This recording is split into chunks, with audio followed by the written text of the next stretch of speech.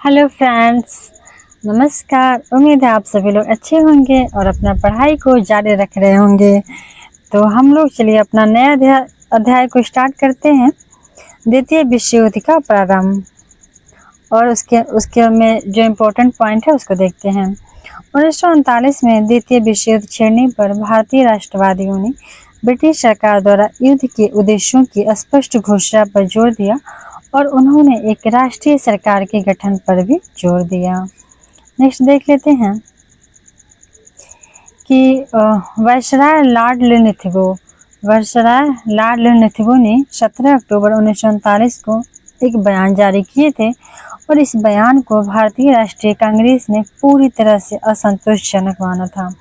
तो लॉर्ड लिनथिगो जो 1936 से इनका कार्यकाल शुरू हुआ था, तो इनके बयान को भारतीय राष्ट्रीय ने असंतोषजनक माना। नेक्स्ट देखते हैं, इससे उन सभी लोगों में नाराजगी पैदा हुई जो स्वतंत्रता पाने के लिए उत्सुक थे।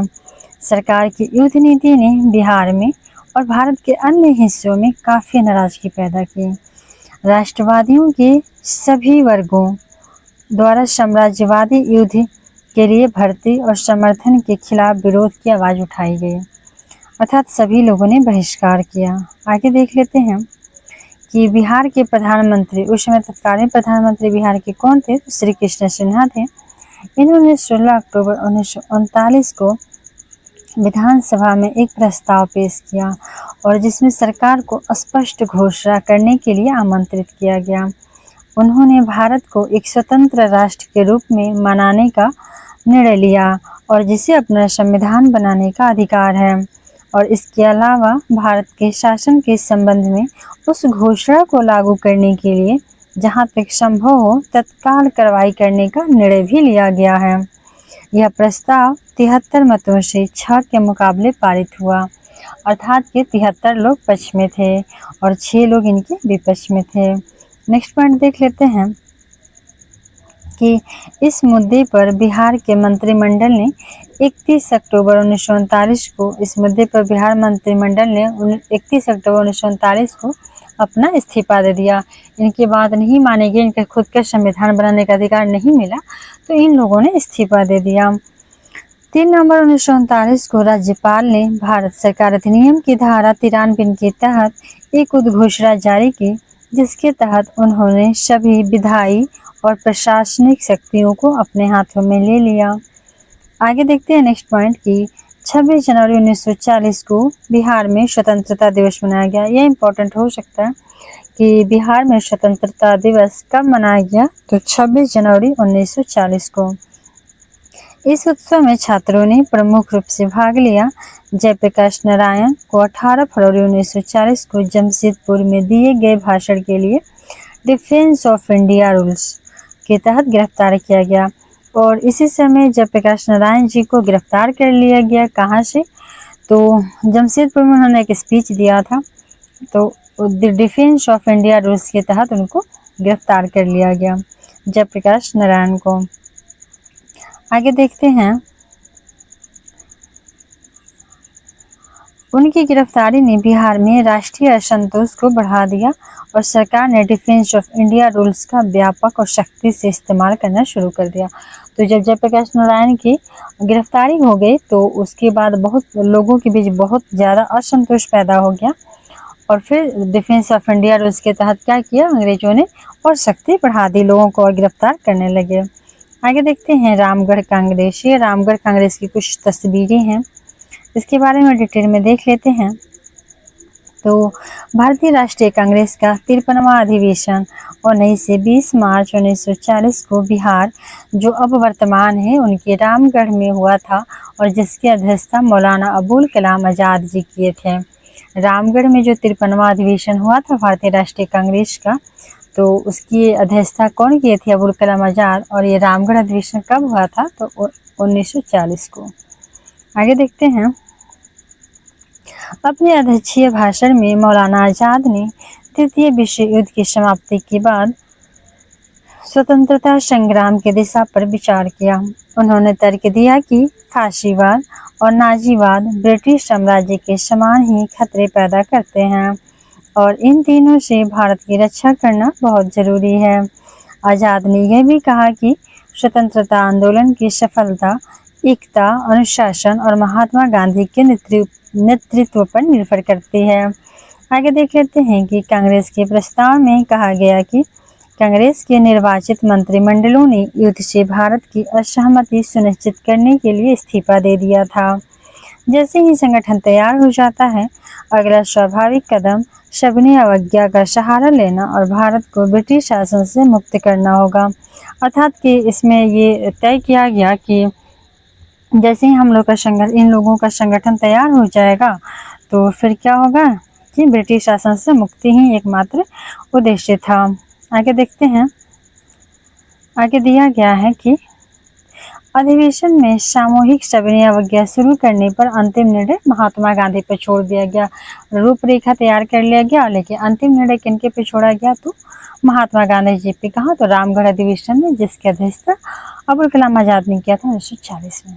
आगे देख लेते हैं, आगे कहा गया है कि राजेंद्र प्रसाद ने बिहार की गौरवशाली परंपराओं को याद किया और अपने स्वागत भाषण में कहा, आज हम एक बड़े संकट का सामना कर रहे हैं और हमें इसका सामना करने के लिए तैयार रहने का आह्वान किया जाता है।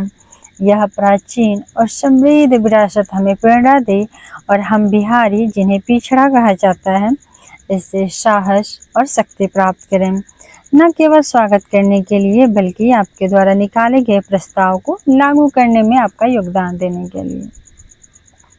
आगे देख लेते हैं क्या इन लोगों ने कहा कि कुछ अतिवादी विचारों वाले भारतीय राष्ट्रवादियों, जिनमें से अधिकांश अग्रिम मोर्चे के थे, इन लोगों ने भी साम्राज्यवादी ताकतों के साथ पूर्णतया असहयोग करने का आग्रह किया था। आगे देखते हैं, नेक्स्ट है कि कांग्रेस अधिवेशन के दौरान रामगढ़ में सुभाष चंद्र बोस की अध्यक्षता में अखिल भारतीय समझौता विरोधी सम्मेलन आयोजित किया गया। अखिल भारतीय समझौता विरोधी सम्मेलन अर्थात रामगढ़ में, इसमें कंफ्यूज नहीं होता है। रामगढ़ अधिवेशन की अध्यक्षता अबुल कलाम आजाद जी किए थे, परंतु रामगढ़ में एक अखिल भारतीय समझौता हुआ था, जिसका अधिवेशन की अध्यक्षता किसने किया, तो सुभाष चंद्र बोस ने। अखिल भारतीय समझौता। आगे देखते हैं कि स्वामी सहजानंद सरस्वती, शीलभद्रैया जी और बिहार के कुछ अन्य लोगों ने इसमें प्रमुख भूमिका निभाई थी। नेक्स्ट है, मौलाना आजाद ने रामगढ़ कांग्रेस में अपने अध्यक्षीय भाषण में भारत में हिंदुओं और मुसलमानों दोनों के सम्मान में समान राष्ट्रीयता की विरासत पर जोर दिया, लेकिन दुर्भाग्य से सांप्रदायिक मतभेद बढ़ रहे थे। मौलाना आजाद बहुत कोशिश कर रहे थे इन दोनों हिंदू और मुसलमानों में समान राष्ट्रीयता का भावना पैदा करने का, परंतु दुर्भाग्यवश इन दोनों के बीचों में, दोनों कम्युनिटी के बीच में मतभेद बढ़ रहे थे। आगे देखते हैं कि मुस्लिम लीग ने अपने लाहौर अधिवेशन में यह सिद्धांत प्रतिपादित किया कि मुसलमान एक राष्ट्र हैं और अल्पसंख्यक तो बिल्कुल नहीं हैं और उन्हें अपनी मातृभूमि और अपना राज्य पाकिस्तान मिलना चाहिए। तो मुस्लिम लीग ने लाहौर अधिवेशन में पारित कर दिया कि नहीं, हम अल्पसंख्यक मुसलमान नहीं हैं, हमें एक राष्ट्र चाहिए और मातृभूमि और पाकिस्तान मिलना चाहिए। आगे से देखते हैं हम। नेक्स्ट है कि मुस्लिम लीग के लाहौर अधिवेशन में बिहार के कुछ मुसलमान भी शामिल हुए। मुस्लिम लीग के लाहौर अधिवेशन में बिहार के भी कुछ मुसलमान शामिल हुए थे, जिनमें थे छपरा में 13 और 14 अप्रैल 1940 को। आगे देखते हैं कि 1940 में ही 13 और 14 अप्रैल को छपरा में मुस्लिम लीग के बिहार शाखा के सम्मेलन में लाहौर प्रस्ताव का समर्थन किया गया। तो जो छपरा में सम्मेलन हुआ, तो वहाँ पे बिहार के मुस्लिमों ने भी लाहौर प्रस्ताव अर्थात पाकिस्तान की मांग को पूर्णतया सपोर्ट किया। आगे देखते हैं कि 19 अप्रैल 1940 को बिहार में अलग अलग जगहों पर पाकिस्तान दिवस मनाया गया। और ये इम्पोर्टेंट है, BBI मान लीजिए, हो सकता है पूछे कि 19 अप्रैल 1940 को बिहार में अलग अलग जगहों पर पाकिस्तान दिवस मनाया गया। 19 अप्रैल 1940 को बिहार में अलग अलग जगहों पर पाकिस्तान दिवस मनाया गया। बैठकें हुई जिनमें लाहौर प्रस्ताव पढ़ा गया और पारित किया गया, लेकिन अहरार पार्टी और मोमिनों ने इन गतिविधियों की निंदा की थी। तो सिर्फ मुसलमान कम्युनिटियों में अहरार पार्टी थे और मोमिन थे, इन लोगों ने इस गतिविधि की निंदा की, बाकी लोग सपोर्ट किए। आगे देखते हैं, व्यक्तिगत सविनय अवज्ञा। व्यक्तिगत सविनय अवज्ञा कब स्टार्ट होता है? तो 28 नवंबर 1940 को बिहार में व्यक्तिगत सत्याग्रह की शुरुआत हुई। 28 नवंबर 1940 28 नवंबर 1940 को बिहार में व्यक्तिगत सत्याग्रह की शुरुआत हुई थी और श्री कृष्ण सिंह बिहार के पहले सत्याग्रही थे। अनुग्रह नारायण सिंह दूसरे सत्याग्रही थे। आगे देखते हैं कि पटना सिटी में भाषण देते समय उन्हें गिरफ्तार कर लिया गया और फाइनली इन लोगों को गिरफ्तार कर लिया गया। गौरी शंकर सिंह ने 4 दिसंबर 1940 को गया में सत्याग्रह किया। गौरी शंकर जी ने भी गया में सत्याग्रह किया। श्याम नारायण सिंह ये भी शिलाव नालंदा में सत्याग्रह किया। तो अलग अलग जगहों पर अलग अलग लोग सत्याग्रह कर रहे थे। इम्पोर्टेंट है, बिहार के पहले सत्याग्रही श्री कृष्ण सिंह और दूसरे अनुग्रह नारायण। आगे देख लेते हैं। बिहार के अन्य हिस्सों में भी लोगों ने व्यक्तिगत सत्याग्रह में भाग लिया। गया में कुछ महिलाओं ने को भी गिरफ्तार किया गया, जैसे प्रियवंदा देवी, जगत रानी देवी और जानकी देवी। प्रियवंदा देवी, जगत रानी देवी और जानकी देवी, इन लोगों को भी सत्याग्रही के रूप में गिरफ्तार किया गया। आगे देखते हैं 1942 और 43 का भारत छोड़ो आंदोलन और इसमें बिहार की क्या भूमिका रही है, इसके बारे में देखते हैं डिटेल में। तो भारत छोड़ो आंदोलन के बारे में डिटेल में देखते हैं। द्वितीय विश्व युद्ध ने एक भयावह मोड़ ले लिया था। जापानी सेना भारत के लगभग दरवाजे पर ही धावा बोल रही थी और जापानी खतरे से निपटने के लिए राष्ट्रीय सरकार की भारत के लोगों की मांगों को सरकार ने नकार दिया था। आगे देखते हैं। क्रिप्स प्रस्ताव एक बहुत बड़ा मोहभंग था। भारत के लिए स्थिति गंभीर हो गई थी। क्रिप्स प्रस्ताव एक बहुत बड़ा मोहभंग था और भारत के लिए स्थिति गंभीर हो गई। आगे देखते हैं। भारत ने ब्रिटिश साम्राज्यवाद को खुली चुनौती देते हुए सरकार से कहा कि वह इस देश को छोड़ दे ताकि लोगों को सक्षम बनाया जा सके। जैसे कि राजेंद्र प्रसाद ने कहा, जो कोई भी भारत पर हावी होना चाहता था, चाहे वह ब्रिटिश हो या जापानी, उसका विरोध करने के लिए। तो राजेंद्र प्रसाद ने सबको कहा कि हम लोग को क्या करना है कि कोई भी जो भी भारत पर हावी होना चाहता है, चाहे ब्रिटेन हो, चाहे जापानी हो, चाहे कोई और देश हो, तो सबको लड़ने के लिए सक्षम बनना है। आगे देखते हैं। राजेंद्र प्रसाद ने बिहार के कुछ अन्य नेताओं के साथ परामर्श करके लोगों के मार्गदर्शन के लिए एक मसौदा कार्यक्रम तैयार किया था। भारत छोड़ो आंदोलन के दौरान बिहार ने सबसे क्रूर दमन का सामना करते हुए अडिग दृढ़ संकल्प के साथ एक बहादुर भूमिका निभाई और कई लोगों ने जीवन के प्रमुख समय में शहादत भी अर्जित की है। इसी क्रम में बहुत सारे लोगों को शहादत भी देनी पड़ी अपने। आगे देखते हैं। 5 अगस्त 1942 को बम्बई में अपनी बैठक में 5 अगस्त 1942 को बम्बई में अपनी बैठक में कांग्रेस कार्य समिति ने प्रसिद्ध प्रस्ताव पारित किया, जिसे बाद में भारत छोड़ो प्रस्ताव भी कहा गया। आगे देखते हैं कि इस प्रस्ताव का अखिल भारतीय कांग्रेस समिति ने पूर्ण समर्थन किया। अखिल भारतीय कांग्रेस समिति इन्होंने इसका पूर्ण समर्थन किया, जिसकी बैठक 7 से 8 अगस्त 1942 को बम्बई में हुई और इसका फाइनली बैठक कब हुआ? 7 से 8 अगस्त को 1942 को मुंबई में। आगे देखते हैं। यहीं पर इसी बैठक में महात्मा गांधी ने देश को करो या मरो का प्रसिद्ध नारा दिया था। करो या मरो का महात्मा गांधी जी का प्रसिद्ध नारा दिया गया था। कब? तो बम्बई के जो 7 से 8 अगस्त 1942 को बैठक हुई थी वहां पर। आगे देख लेते हैं अगला पॉइंट।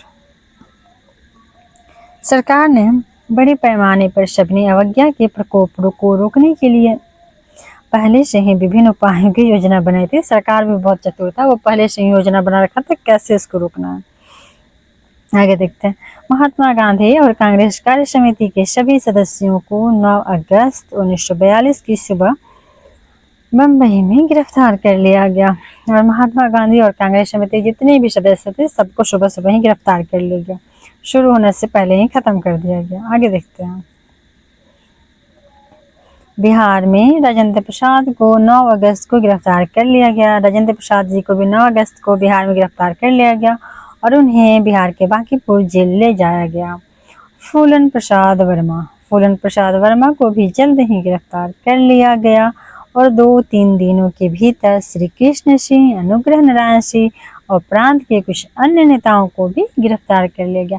और श्री कृष्ण सिंह, अनुग्रह नारायण जी कौन थे? तो पहले व्यक्तिगत सत्याग्रही और दूसरे व्यक्तिगत सत्याग्रही। ठीक, आगे देखते हैं। कांग्रेस और सहयोगी संगठनों के कार्यालयों को अवैध घोषित कर दिया गया। कांग्रेस और उनके जितने भी सहयोग करने वाले संगठन थे, सबके कार्यालय को अवैध कर दिया गया और पुलिस ने उन सभी को अपने कब्जे में ले लिया। आगे देखते हैं।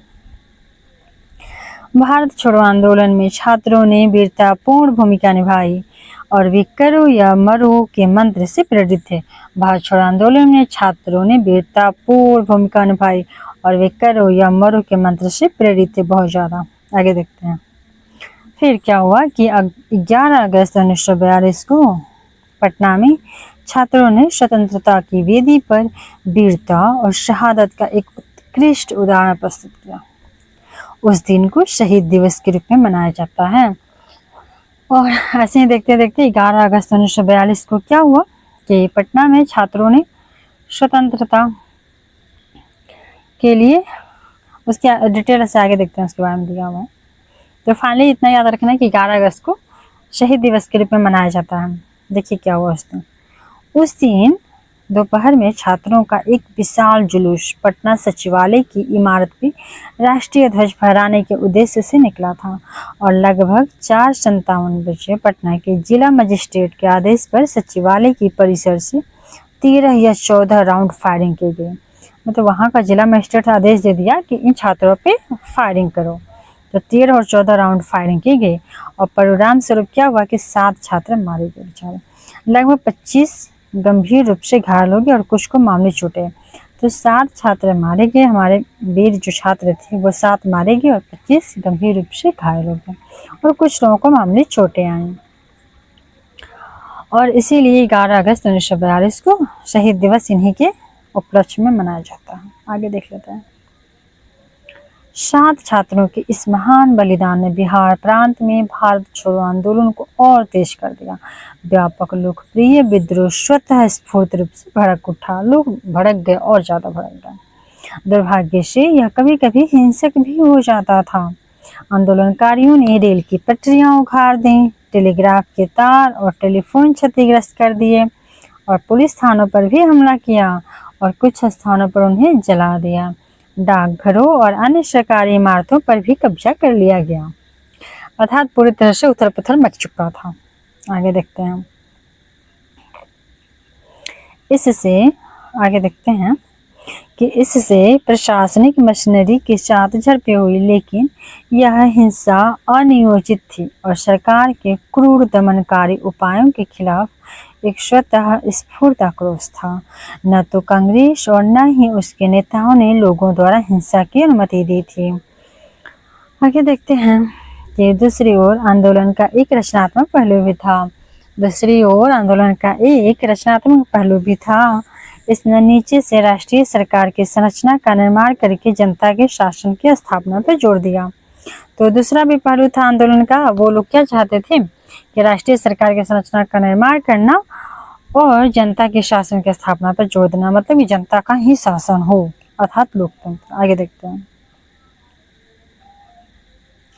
इस तरह के पंचायती राज के प्रयोग कुछ स्थानों पर, खासकर सहरसा और सुपौल क्षेत्रों में सफलतापूर्वक किया गया और इसी प्रकार से जनता का शासन हो, इसके तर्ज पे पंचायती राज का कुछ प्रयोग किया गया। कहाँ पे? तो सहरसा और सुपौल में। आगे देखते हैं। अक्टूबर-नवंबर 1942 तक आंदोलन में मंदी आ गया। अक्टूबर-नवंबर 1942 तक आंदोलन में धीरे धीरे मंदी आ गया, लेकिन खत्म नहीं हुआ था। यह स्वतः स्फूर्त था, लोग आक्रोशित थे और ये चल रहा था। आगे देखते हैं। तीव्र सरकारी दमन ने असंतोष को भूमिगत कर दिया। तो जो सरकार ने इतना दमनकारी नीति अपनाया, इसकी वजह से क्या हुआ, लोग का असंतोष धीरे धीरे भूमिगत होकर कार्यरत हो गया। बिहार से कई देशभक्त नेपाल के तराई क्षेत्रों में चले गए और वहां भाग के वहां से आंदोलन को जारी रखे। आगे देखते हैं। वहां उन्हें स्थानीय लोगों से सहानुभूति और सहायता मिली।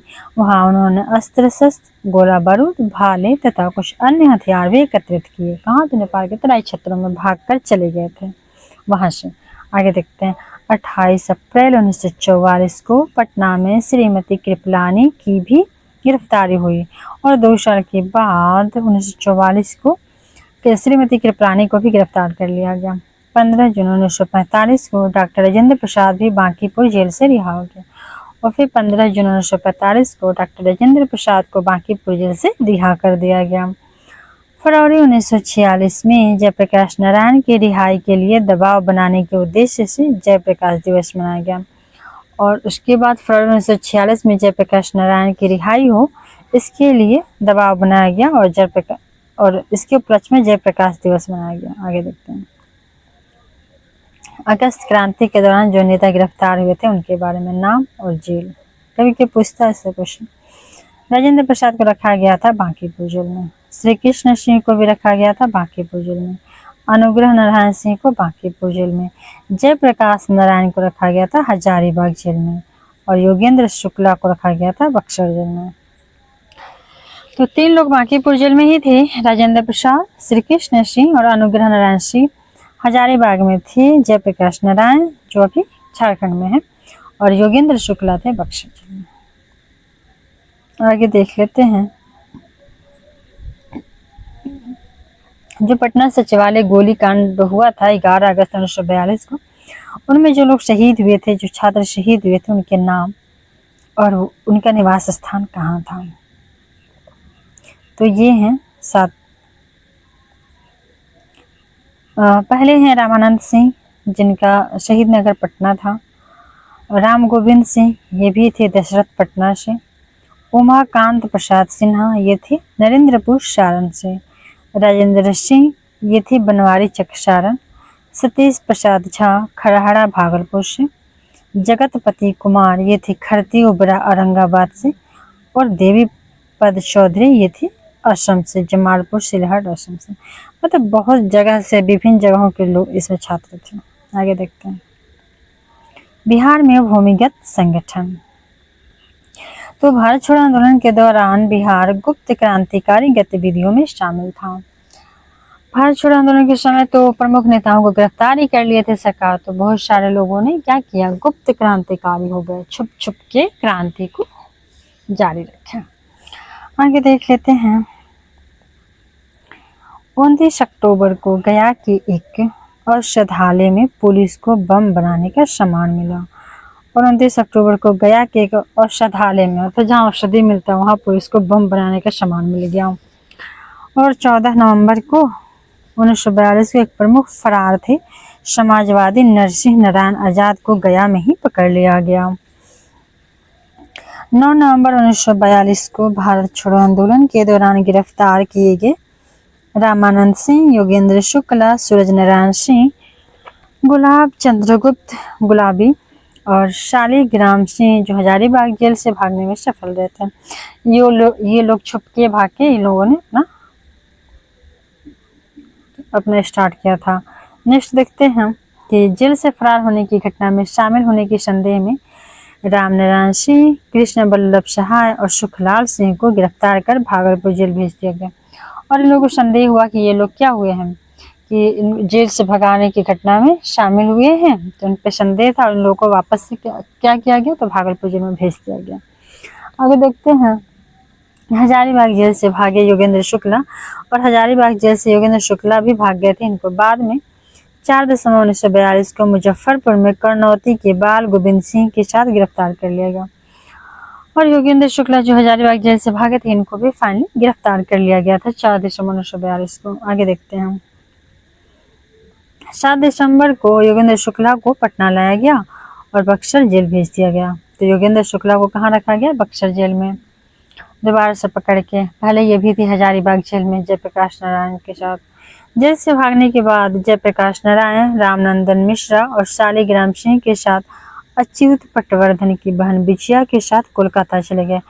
तो ये लोग भी भाग करके जयप्रकाश नारायण, नंदन मिश्रा, शालिग्राम सिंह और अच्युत पटवर्धन, तो इनके साथ इतने सारे लोग भागे थे, 1 2 3 लोग और भागे थे जयप्रकाश नारायण के साथ। ये सब लोग चले गए कहाँ, अच्युत पटवर्धन की बहन विजया के साथ कोलकाता चले गए और वहां से उन्होंने नेपाल तराई के जंगली इलाकों में गुरिल्ला युद्ध का प्रशिक्षण लेने के लिए सूरज नारायण सिंह और विजया के साथ शिविर स्थापित किया और कलकत्ता गए। फिर वहां से नेपाल के तराई में गए और अपनी क्रांति को जारी रखे। आगे देखते हैं। आजाद दस्ता। मार्च 1943 में जयप्रकाश नारायण द्वारा नेपाल में आजाद दस्ता या आजाद दस्ते का अखिल भारतीय केंद्र और बिहार प्रांतीय कार्यालय बनाया गया। ये इम्पोर्टेंट है, कब? तो मार्च 1943 में जयप्रकाश नारायण द्वारा नेपाल में आजाद दस्ता का केंद्र बनाया गया। आगे देखते हैं कि आजाद दस्ते का संचालन नेपाल में कोशी नदी पर दलकर द्वीप नामक स्थान से होता था। कोशी नदी पे एक द्वीप था दलकर द्वीप, वहां से आजाद दस्ता का संचालन होता था। आगे देखते हैं। इस समय तक डॉक्टर राम मनोहर लोहिया भी श्याम नंदन सिंह के साथ नेपाल पहुंच चुके थे और इन लोगों का साथ देने के लिए डॉक्टर राम मनोहर लोहिया भी पहुंच चुके थे। किसके साथ? तो श्याम नंदन सिंह के साथ। कहाँ? नेपाल में। आगे देखते हैं। डॉक्टर लोहिया संचार एवं प्रचार विभाग का निर्देशन करते थे और ये सब क्रांति को फैलाने के लिए संचार और प्रचार की बहुत आवश्यकता होती है, तो डॉक्टर लोहिया संचार एवं प्रचार विभाग का निर्देशन करते थे। आजाद दस्ते के मुख्य प्रशिक्षक सरदार नित्यानंद सिंह थे। आजाद दस्ते के मुख्य प्रशिक्षक कौन थे? तो सरदार नित्यानंद सिंह थे और बिहार के लिए भी श्री सूरज नारायण सिंह के नेतृत्व में एक स्वतंत्र परिषद की स्थापना की गई थे। आगे देखते हैं। सरदार नित्यानंद सिंह सोनबरसा में पुलिस की गोलियों से शहीद हो गए। सरदार नित्यानंद सिंह सोनबरसा में पुलिस की गोलियों से शहीद हो गए थे। आगे देख लेते हैं कि मई 1943 में जयप्रकाश नारायण, डॉक्टर लोहिया, श्याम नंदन सिंह, कार्तिक प्रसाद सिंह, श्याम सुंदर और वैद्यनाथ झा को नेपाल सरकार ने अचानक गिरफ्तार कर लिया और हनुमान नगर जेल में रखा। इन लोगों को अचानक से फिर गिरफ्तार कर लिया गया और इन लोगों को हनुमान नगर जेल में रखा गया। आगे देख लेते हैं। आगे है सरदार नित्यानंद सिंह सूरज नारायण के नेतृत्व में क्रांतिकारियों के एक दल को हनुमान नगर जेल में रखा गया। नेक्स्ट है सरदार नित्यानंद सिंह और सूरज नारायण के नेतृत्व में क्रांतिकारियों के एक दल जयप्रकाश नारायण और कुछ अन्य कैदियों को हनुमान नगर जेल से मुक्त कर दिया और फिर लोग को यहाँ से मुक्त कर दिया गया। नेक्स्ट है कि 18 दिसंबर 1943 को जयप्रकाश नारायण को मुगलपुरा में पुनः गिरफ्तार किया गया।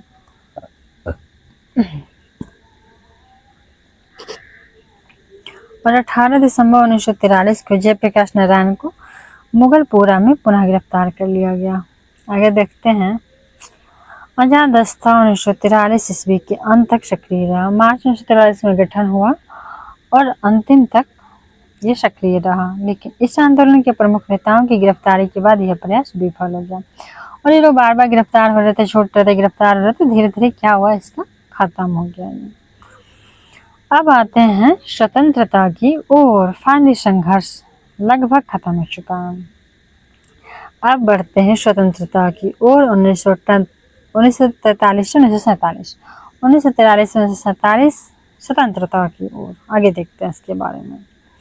अक्टूबर 1943 के मध्य में लॉर्ड वेबल ने लॉर्ड लिनथिगो के स्थान पे भारत के गवर्नर जनरल का पद संभाला और उस समय भारत को खतरे, संवैधानिक मतभेद, सांप्रदायिक कलह की समस्याओं का सामना करना पड़ रहा था। और जब लॉर्ड वेबल आया, लॉर्ड लिनथिगो जो 36 से चले थे 43 तक, तो फिर अब इनकी जगह पर वेबल आ गए।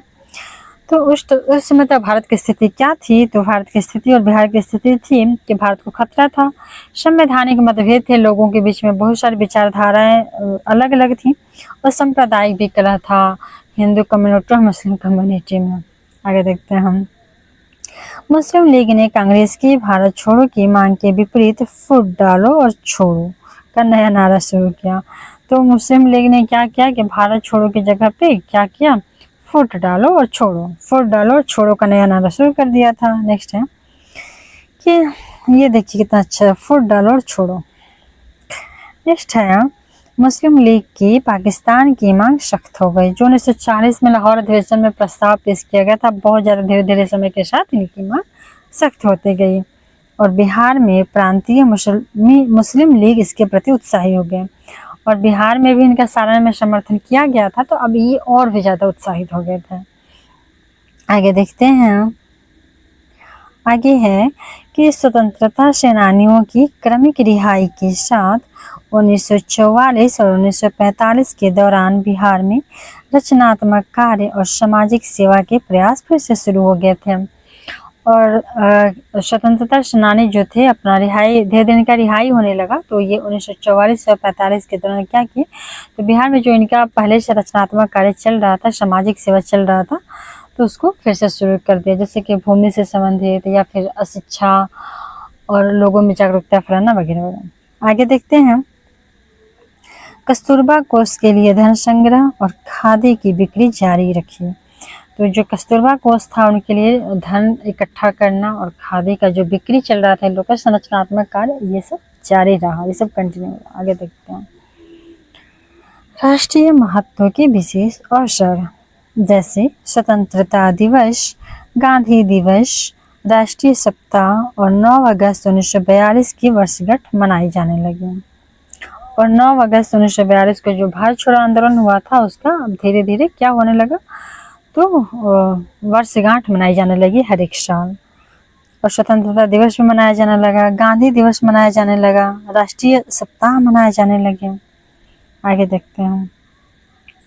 मई 1944 में गांधी जी को स्वास्थ्य कारणों से रिहा कर दिया गया और उनकी रिहाई ने सरकार द्वारा नए सिरे से बातचीत की शुरुआत की, जिसकी परिणाम स्वरूप अंततः 1947 में ब्रिटिश संसद द्वारा भारत की स्वतंत्रता अधिनियम पारित किया गया और जब भारत छोड़ो आंदोलन में जब गिरफ्तार हुए थे गांधी जी, उनको फाइनली जाके मई 1944 में लगभग 2 सालों के बाद इनकी रिहाई हो गई, तो फिर नए सिरे से बातचीत हुआ और उसका परिणाम क्या हुआ कि फाइनली भारत को स्वतंत्रता अधिनियम पारित करके स्वतंत्र किया गया। आगे देखते हैं। 1945-46 की सर्दियों के दौरान केंद्रीय और प्रांतीय विधानसभाओं के लिए चुनाव हुए। 1945-46 में क्या हुआ, केंद्र के लिए अलग और प्रांतीय विधानसभा के लिए अलग से चुनाव कराया गया। आगे देखते हैं। भारतीय राष्ट्रीय कांग्रेस ने चुनाव लड़ने का फैसला किया और कांग्रेस इस चुनाव में सफलता भी हासिल की। नेक्स्ट है दिसंबर 1945 के महीने में केंद्रीय विधानसभा में बिहार के लिए 10 सीटों में से कांग्रेस ने 6 सीटें सामान्य निर्वाचन क्षेत्र की सीटें प्राप्त की। तो जो बिहार का 10 क्षेत्र केंद्र में था उसमें से 6 सीटें कांग्रेस को मिली थी और ये चुनाव हुआ था कब, तो दिसंबर 1945 में। आगे देखते हैं। मार्च 1946 के महीने तक 152 सदस्यों वाले बिहार विधानमंडल के निचले सदन में पार्टियों की अंतिम स्थिति। नेक्स्ट देखते हैं कि 30 मार्च को बिहार के राज्यपाल ने औपचारिक रूप से श्री कृष्ण सिन्हा को एक मंत्रिमंडल बनाने के लिए कहा। तो 30 मार्च को फाइनली कहा गया कि बिहार के राज्यपाल ने क्या कहा, श्री कृष्ण सिन्हा को कहा कि एक मंत्रिमंडल बनाने के लिए कहा, क्योंकि ये पहले भी प्रधानमंत्री रह चुके थे बिहार के और फिर इन लोगों ने इस्तीफा दे दिया था, मंत्रिमंडल को अपने खरभंग कर दिया था। आगे देखते हैं। श्री कृष्ण सिन्हा, अनुग्रह नारायण सिन्हा और सैयद महमूद ने उस दिन सुबह 11 बजे पद और गोपनीयता की शपथ ली। तो श्री कृष्ण सिन्हा के साथ साथ कौन थे, अनुग्रह नारायण सिन्हा और सैयद महमूद, ये थे दूसरे सत्याग्रही और ये थे पहले सत्याग्रही, दूसरे सत्याग्रही और है एक सैयद महमूद। इन लोगों ने पद की गोपनीयता की शपथ ली और जगनलाल चौधरी को जेल से रिहा कर दिया गया और वे चौथे मंत्री बने और जगलाल चौधरी को भी जेल से रिहा कर दिया गया और ये चौथे मंत्री बने। आगे देखते हैं। कुछ ही दिनों में मंत्रिपरिषद का विस्तार कर उसमें 5 और सदस्य को शामिल कर दिया गया। ये 5 कौन थे, रामचरित्र सिंह, आचार्य बद्रीनाथ वर्मा, कृष्ण वल्लभ सहाय, पंडित विनोदानंद झा और अब्दुल कय्यूम अंसारी। आगे देखते हैं। 12 अप्रैल 1946 12 अप्रैल 1946 को सरकार ने कांग्रेस सोशलिस्ट पार्टी पर से प्रतिबंध हटा लिया और जो कांग्रेस सोशलिस्ट पार्टी पर भी प्रतिबंध लगा था तो उस पे से भी प्रतिबंध हटा लिया गया। कब? तो 12 अप्रैल 1946 को। और जयप्रकाश नारायण को रिहा कर दिया गया हजारीबाग जेल से। आगे देखते हैं। पटना पहुंचने पर उनका हार्दिक और उत्साहपूर्वक स्वागत किया गया और कई सभाओं में उनके द्वारा दिए गए भाषणों को लोगों ने ध्यानपूर्वक सुना, लेकिन फॉरवर्ड ब्लॉक सरकार के साथ समझौता नहीं कर सका। इन लोगों ने समझौता कर लिया पर जो फॉरवर्ड ब्लॉक था सुभाष चंद्र बोस का, उसने समझौता नहीं कर पाया और अरविंदो बोस ने मार्च और अप्रैल 1946 के महीनों के दौरान मुंगेर, पटना, मुजफ्फरपुर और दरभंगा जिले का दौरा किया। आगे देखते हैं कि उन्होंने अपनी पार्टी के दृष्टिकोण को व्यक्त करते हुए कई बैठकों में भाषण दिया और बिहार फॉरवर्ड ब्लॉक के नेता थे शिलभद्र याची, ये भी सक्रिय थे। बिहार फॉरवर्ड ब्लॉक के नेता कौन थे? तो शिलभद्र याची, और ये भी सक्रिय थे। आगे देखते हैं कि 1946 में इंग्लैंड में लेबर सरकार सत्ता में, और 1946 में इंग्लैंड में कौन आया? तो लेबर सरकार सत्ता में आई। श्री एटली उस समय क्या बने? वहाँ के प्रधानमंत्री। इंग्लैंड के प्रधानमंत्री कौन बने? तो श्री एटली बने थे और लेबर पार्टी वहाँ सत्ता में आई थी 1946 में। और इस पार्टी का ही योगदान रहा भारत को बहुत ज़्यादा स्वतंत्र कराने में। आगे देखते हैं। ब्रिटिश सरकार ने भारतीय राजनीतिक गतिरोध को हल करने के लिए कैबिनेट मिशन को भारत भेजा और लेबर पार्टी की सरकार जो श्री एटली थे, इन लोगों ने भारत के लिए कैबिनेट मिशन को भारत भेजा ताकि यहाँ का जो भी राजनीतिक मसला चल रहा था, लोगों के विचारों मतभेद थे, हिंदू कम्युनिटी, मुस्लिम कम्युनिटी, बहुत सारे थे, राजनीतिक गतिरोध भी थे, तो इन लोगों को दूर करने के लिए कैबिनेट मिशन को भारत भेजा गया। आगे देखते हैं कैबिनेट मिशन के बारे में। तो कैबिनेट मिशन के बारे में देख ही लेते हैं। फिर 24 मार्च 1946 को